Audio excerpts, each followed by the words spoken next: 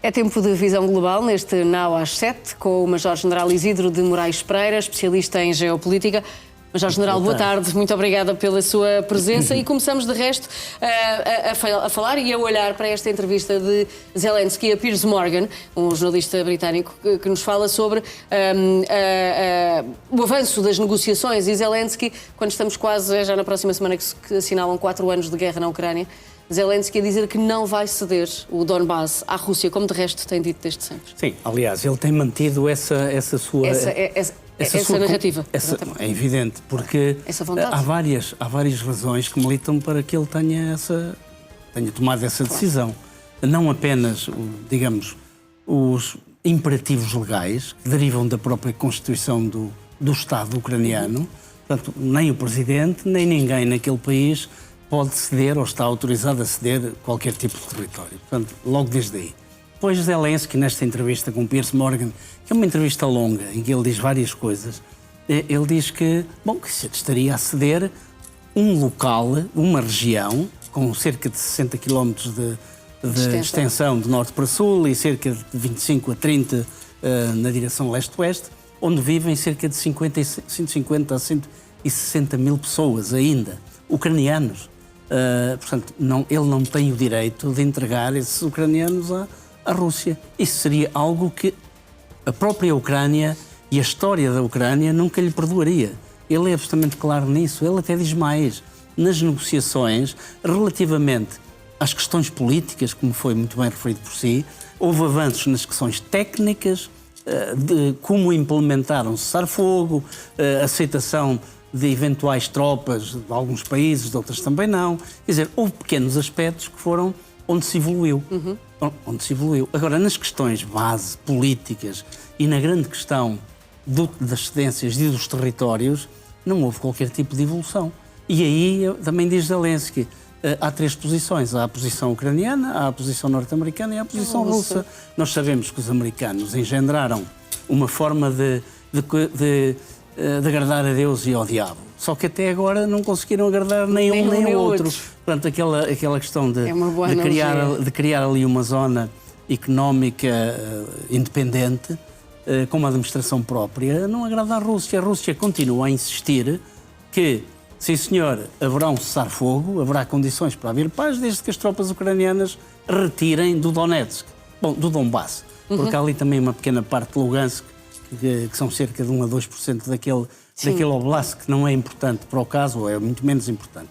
Mas o que é facto é que ele diz, aquilo que pretende, no fundo, o Presidente da Federação Russa é ganhar algo que ele sabe. E desta vez, Zelensky até vai mais longe, relativamente a afirmações do mês passado, em que ele diz que levaria, ao ritmo atual, da altura, levaria pelo menos 2 anos e 800 mil baixas ao exército russo para conquistar aquela área de território que eu caracterizei com os 60 km por 130. Levaria pelo menos 2 anos e 800 mil baixas. Ele, na entrevista de Piers Morgan, até diz que levaria 3 a 4 anos e 1 milhão de baixas. Ele não diz isto por acaso. É porque os últimos avanços da Rússia, e quando se refere ao ritmo de avanço já do mês de janeiro e dos dias e dos 20 dias do mês de fevereiro, o avanço russo tem sido muito mais lento. Até tem havido regiões da Ucrânia em que as próprias tropas ucranianas conquistaram, por exemplo, na região de Zaporizhia, em Oliapol, conquistaram 201 km², isto verificado por estudos da guerra. Portanto, ele diz que levaria 3 a 4 anos. E é verdade, porque vamos lá ver, aquela região é constituída por um conjunto de cidades que estão fortemente defendidas, que têm uma defesa fortemente organizada, aquilo que nós militares designamos por defesas em ponto forte e em profundidade. Portanto, seria muito difícil e muito custoso, em termos de perda de vidas humanas, em termos de atrição de materiais, para Vladimir Putin conseguir consumar a conquista do Donbass. E por isso é que ele insiste tanto nisto. Portanto, não houve acordo e o próprio presidente Zelensky até encarregou a sua própria delegação a instar a delegação russa e a própria delegação norte-americana a promoverem um encontro de altíssimo nível. O que é que isto quer dizer? Desbloquear tudo, não é? Encontro entre ele próprio, Zelensky, o presidente da Federação Russa, Putin, e eventualmente com a presença de Donald Trump e talvez, porque ele também o disse no Piers Morgan, os europeus têm que estar presentes. Aliás, não é só ele que diz.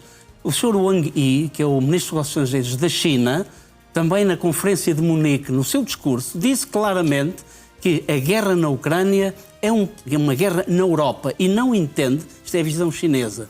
Bom, se estava a falar de forma franca ou estava uma narrativa própria, não sabemos, mas o que é certo é que ele o diz, que não percebe porque é que os europeus não estão representados nas negociações de paz e apenas os Estados Unidos estão lá.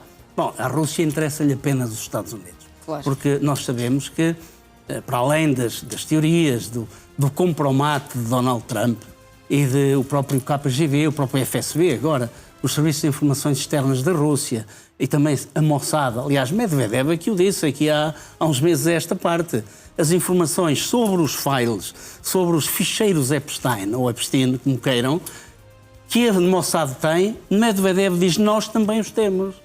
Portanto, há vários serviços secretos a anunciar isso. Há vários serviços a anunciarem. No mundo inteiro. E, portanto, há aqui também outro aspecto importante, que é a saída de Anchorage. Em agosto passado, hoje sabe-se que foi gizado, ou foram lançadas as linhas principais de um grande negócio, um negócio que envolve 12 trilhões de dólares, porque o próprio Vladimir Putin e a sua equipa instruíram toda a delegação que esteve presente em Anchorage para apresentar aos Estados Unidos o Ártico e, de um modo geral, o High North, como sendo uma região, como sendo um tesouro que pode valer 12 trilhões de dólares e que estaria imediatamente disponível para os Estados Unidos explorarem as suas empresas, se projetarem para a região e fazerem imenso dinheiro.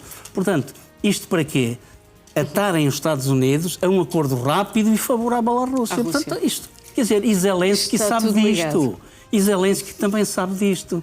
Claro. E é por isso que ele diz, ainda nesta entrevista de Piers Morgan, eu curiosamente ouvi praticamente a entrevista toda e até achei estranho. Zelensky até nem costuma utilizar linguagem vulgar e ele acaba por utilizar em inglês alguma linguagem que nós podemos caracterizar de vulgar, em que ele diz I don't give a damn shit for the history of Russia. Ele até diz, eu não quero saber coisíssima nenhuma da história da Rússia, porque Medinsky veio mais uma vez fazer a apologia da não existência da Ucrânia e que tudo era Rússia e das grandes conquistas de Pedro o Grande e por aí fora. Ele diz isto e muito aborrecido com tudo isto.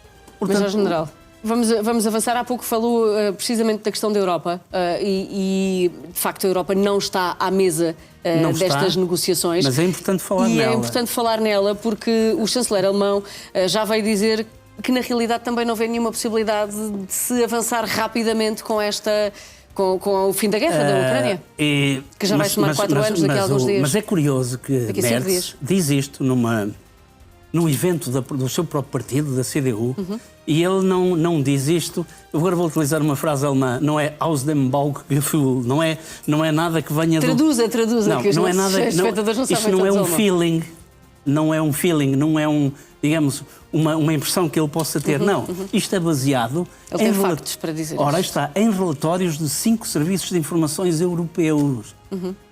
Esses 5 serviços de informações europeus, incluindo o dele, o Bundesnachrichtendienst, o conhecido BND, que agora vai ter missões mais alargadas, também o próprio chanceler Merz lhes deu, neste novo mundo, tal qual como ele se apresenta. Ele diz que todos estes serviços de informações dizem a mesma coisa, que esta guerra não irá acabar facilmente à mesa das negociações. E ele diz perentoriamente que vai acabar pela exaustão de um dos contendores. Muito possivelmente, porque as posições... Quem é que lhe parece que está em uma posição mais desfavorável para essa exaustão, para esse cansaço? Vamos lá ver. Por um lado, temos a Rússia, a economia russa, que vai dando sinais claros de fraqueza, fissuras tremendas. As primeiras empresas de exploração petrolífera começam a não ter capacidade para pagar as dívidas que têm aos bancos, começam a entrar em default, como nós costumamos dizer. Portanto, isto é deste mês. Digamos, Mas ainda é recente. É referente, é deste mês. A referência ainda é recente, ainda se pode aguentar, se me permite também uma linguagem mais complicada. Eu já explico porquê. Vamos lá ver. Outro aspecto muito importante é que o preço de referência dos Urais, do petróleo dos Urais, que é o preço de referência do petróleo que é explorado na Rússia e a sua venda no mercado internacional, quando comparado com o Brent, que é a referência do europeu, está a ser vendido a $30 abaixo. Portanto, a $30 abaixo. Quer dizer, é uma diferença abissal. É uma diferença abissal e não é sustentável. Vamos lá ver. A Índia, que importava cerca de 2,3 milhões de barris por dia, neste momento está a importar menos 1 milhão de barris.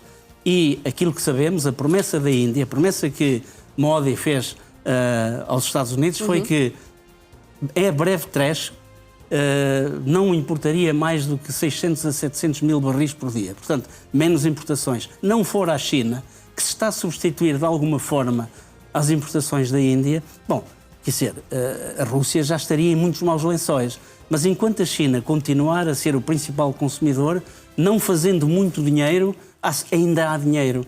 Ainda há aumentar os impostos sobre as famílias russas. Portanto, é natural que a economia russa ainda aguente mais algum tempo. Vamos lá ver, por um lado temos o fator exaustão da economia russa, um pouco à semelhança daquilo que aconteceu com a sua precursora, com a União Soviética, que acabou por implodir porque economicamente não se aguentou. Aqui pode acontecer o mesmo. A questão da Ucrânia. A questão da Ucrânia é natural, temos que olhar para a Ucrânia como um país com menos população, com menos capacidade de mobilização de pessoas, mas a verdade é que a Ucrânia tem perdido muito menos combatentes do que a Rússia. Por exemplo, em Kupiansk, que nós devíamos saber agora, através de organismos de facto credíveis e oficiais, que dizem que nas operações de Kupiansk o rácio foi de 27 para 1. Enquanto a Ucrânia perdeu um homem, a Rússia perdeu 27. É brutal. Quer dizer, vamos lá ver, a Ucrânia tem menos gente, mas tem poupado os seus efetivos. Tem optado por uma modalidade... Tem feito uma gestão mais... Por modalidade de ação operacional e pelas táticas nas batalhas que lhe permitem poupar potencial humano. Enquanto a Europa continuar unida e capaz de fornecer apoio financeiro e apoio financeiro que permite e apoio, digamos, em armas e munições, e aquelas que não têm ou que o complexo militar europeu ainda não é capaz de prover à Ucrânia e fornecer-lhe, bom, fornece o dinheiro para serem compradas aos Estados Unidos, como nós sabemos. Enquanto isso acontecer, eu não vejo que a Ucrânia não aguenta. Aliás, as últimas sondagens que têm sido feitas à população ucraniana, é isso que nos levam a concluir. Que o povo ucraniano não quer sequer ouvir falar em ceder territórios. Portanto, e a maioria deles, quando perguntados sobre a questão da guerra, a maioria deles estão prontos para aguentar mais anos, não são meses. A grande maioria dos ucranianos... É uma cultura diferente. É uma cultura diferente. Ocidental, mas vamos lá ver. Diferente. Quando se dizia que o povo russo é um povo que tem uma capacidade de resistência extraordinária, bom, isto diz-se com base na performance dos militares russos, na história militar. Bom, mas é preciso ver que a Ucrânia tem o mesmo tipo de pessoas, tem o mesmo tipo de resistência. Portanto, estamos aqui numa situação... É uma história que se confunde. Agora, quem é que vai resistir mais tempo? Veremos. Mas, Jorge General, as próximas conversações de paz vão ser realizadas na Suíça. Pelo menos é o anúncio que Zelensky fez. Exatamente, é o anúncio que foi feito. Zelensky a dizer um bocadinho aquilo que sobre o Jorge General... Vamos lá ver, Zelensky, disse... é importante sublinhar isto. O que ele diz é a Suíça é um bom local. Porque Zelensky já disse, Moscovo nem pensar, Minsk muito menos. Portanto, não se vai meter na boca do inimigo, como é óbvio. Isto é uma... Embora os Estados Unidos tenham dito Zelensky pode ir perfeitamente a Moscovo, que não lhe acontece nada. Bom, quer dizer, não é seria um assim, contrassenso.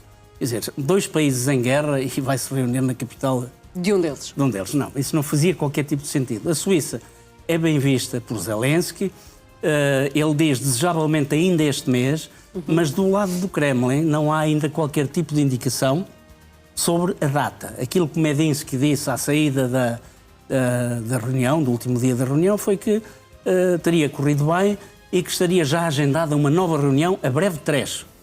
Não clarificou, não especificou nem a data, nem o local. Mas, de qualquer maneira, penso que não há nada a objetar por parte da própria Rússia em haver uma nova reunião em Genebra ou na Suíça, noutro local qualquer da Suíça. E penso que é isso que irá acontecer. Isto faz parte, porque podia perguntar-me, mas quer dizer, se as reuniões espremidas, pouco dão, então porquê é que se insiste tanto nas reuniões? Ainda bem que não perguntei, mas responda-nos. E porquê é que Zelensky está a mostrar tanta vontade para que continue? De permanecer. Está a ganhar tempo, não é?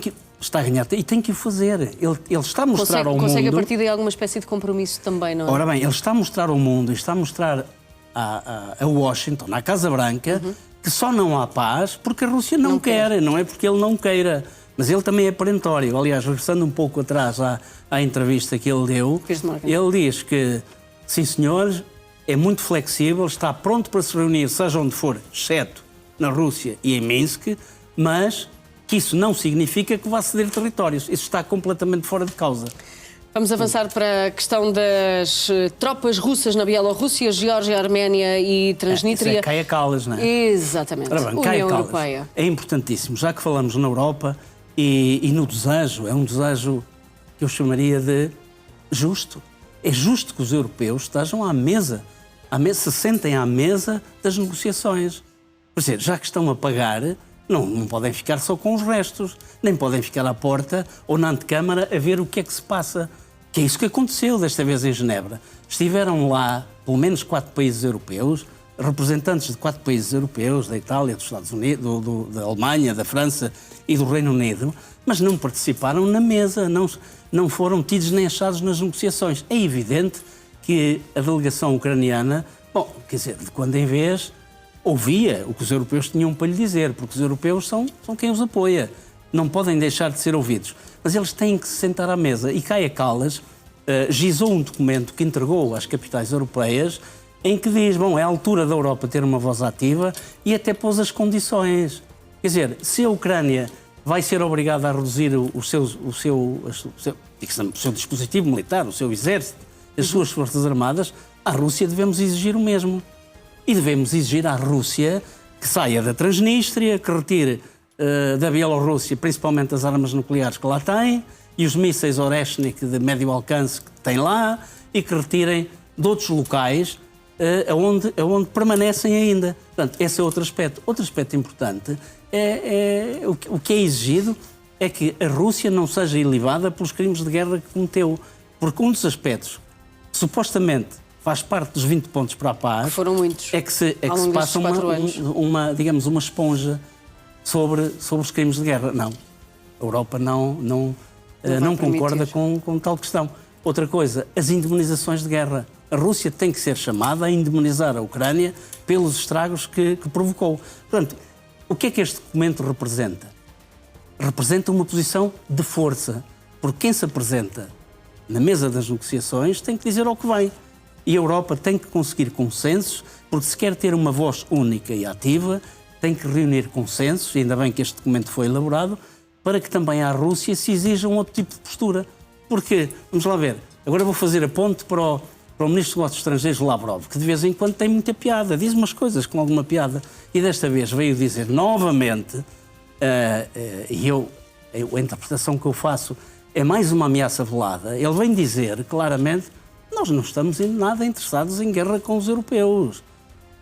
O destino fez com que nós, inexoravelmente, estejamos ligados à Europa, porque geograficamente parte da Rússia está na Europa. A Rússia, até aos Urais, geograficamente é a Europa. Portanto, o que diz Lavrov é que temos que nos entender de uma maneira ou de outra com os europeus. Mas depois diz, ponto, se os europeus querem guerra, vão ter guerra, mas vão ter guerra de outra forma e com outros meios. O que é que ele quer dizer com isto?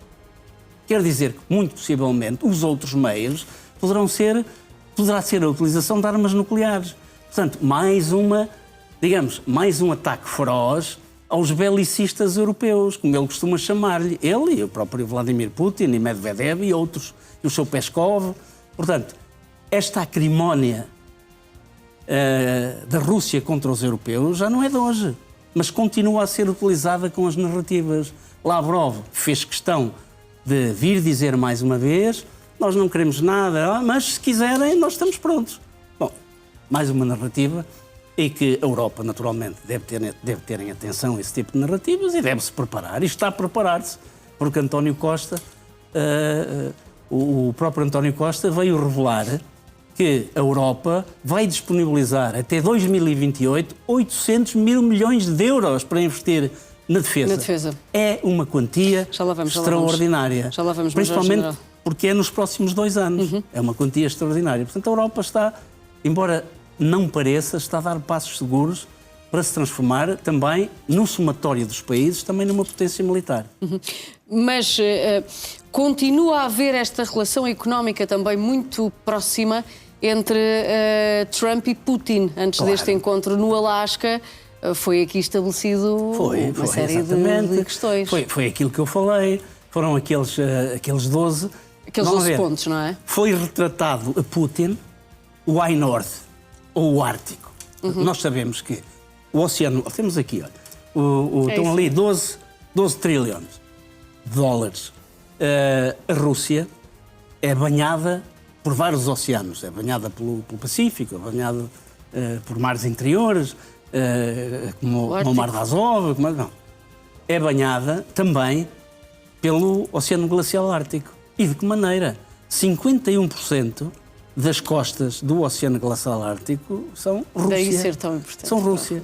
Pronto, a Rússia tem uma importância muito grande no Ártico e nós sabemos, já há muito tempo, que os estudos geológicos dizem, quer na parte marítima do próprio Oceano Glacial Ártico, quer nas zonas ribeirinhas da Sibéria, que há imensas riquezas, desde hidrocarbonetos até terras raras e outros metais importantes para as indústrias tecnológicas de hoje e do amanhã.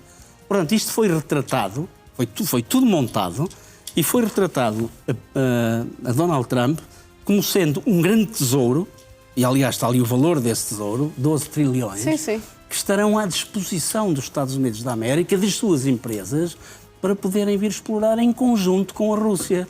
Portanto, e qual é o... Mas não há almoços grátis. É o payback. O que é o payback. A Rússia disponibiliza estas concessões aos Estados Unidos, mas em troca de algo. Em troca de quê? Bom, da posição norte-americana no que toca à mediação do conflito. Por isso é que Donald Trump tem colocado uma pressão extraordinária sobre a Ucrânia e não tem pressionado coisíssima nenhuma a própria Rússia, o que está-lhe a valer problemas sérios internamente. Portanto, não sabemos até onde Trump consegue levar isto, porque já, até no seu próprio partido, já há grandes críticas. Os senadores democratas continuam a dizer, Blumenthal e outros, que estiveram de visita à própria Ucrânia, vêm dizer que isto tem que acabar. À Ucrânia têm que ser fornecidas as armas e tudo aquilo que ela necessita para poder sair vencedora desta contenda. Portanto, isto mesmo na ordem interna norte-americana está a trazer problemas ao próprio Executivo. Vamos ver como é que se vai sair Donald Trump nas eleições de meio termo, as midterms, não é? Exatamente, as intercalares no final de novembro. deste ano. É isso mesmo. Enquanto a diplomacia correm também no terreno os ataques. Continuam os ataques. Exatamente. Bom, curiosamente, esta noite foi relativamente a defesa ucraniana branda. conseguiu suprimir quase 40 drones. 20, vamos ver. Até 37 drones. Esta noite foi uma noite relativamente calma.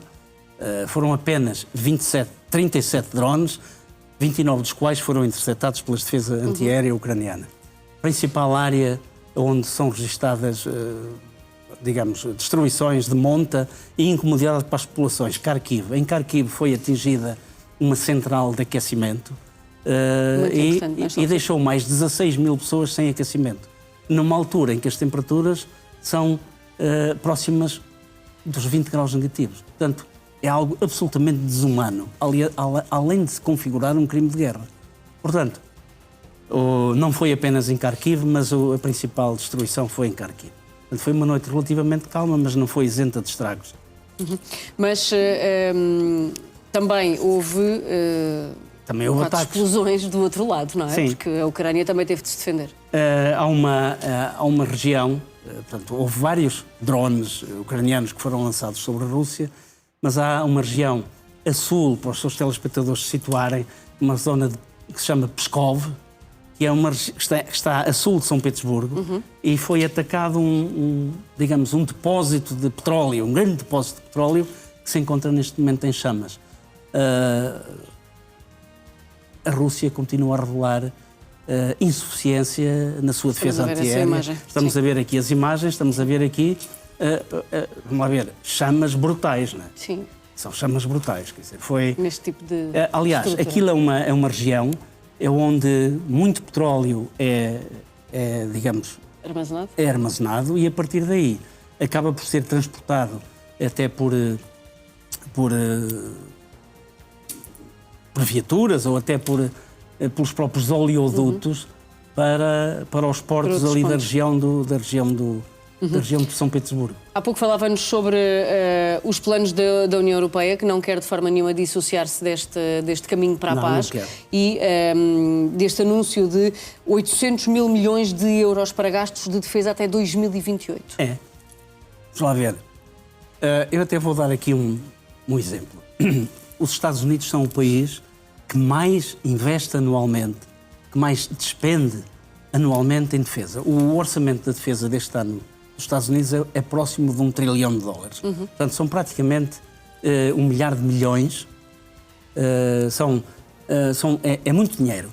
E 800 mil é quase aquilo que a União Europeia vai investir nos próximos 2 anos, é muito próximo daquilo que é o orçamento de defesa dos Estados Unidos. É para termos a noção que isto é um número de uma grandeza extraordinária. A Rússia, neste momento, está a investir mais, mas os gastos da Rússia com defesa nem sequer chegavam aos 200 mil milhões de euros.